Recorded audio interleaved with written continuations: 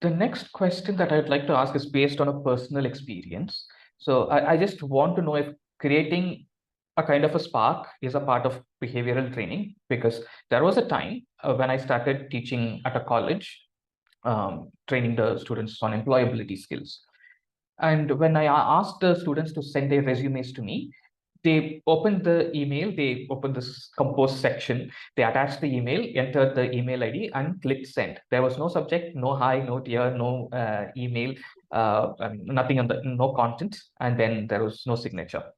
So this worried me a lot. I felt like they don't have basic etiquette and so on.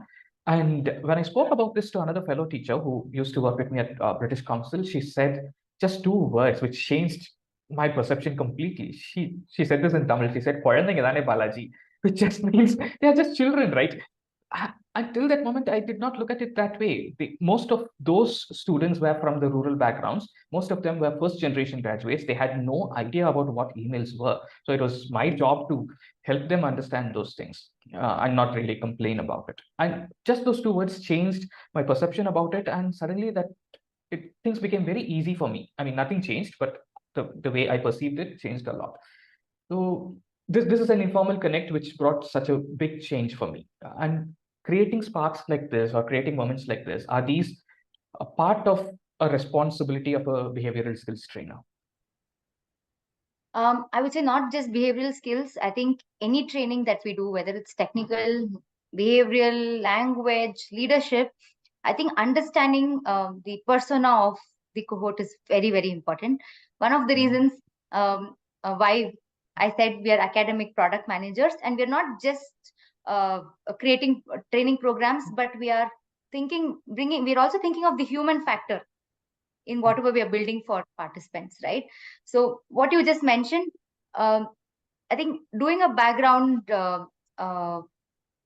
survey of the participant of the cohort, where are they from,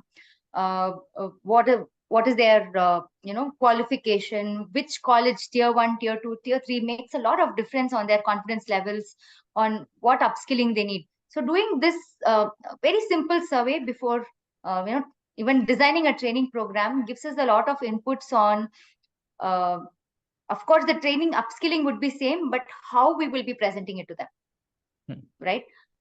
How you will, whether you will want to do a little more coverage of the foundation topics or not. Of course, this is the technicality of it, but how should be your delivery style will surely vary once you are more aware of the human factor, their background, what are they expecting. When you connect with them informally before a session, I'm sure, just like how you mentioned, the whole perception of how you want to help them in the entire intervention changes.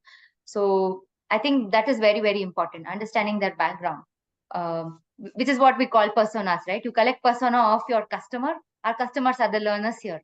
So collecting these personas gives us very good insights on how we can make this entire learning journey a memorable one for them.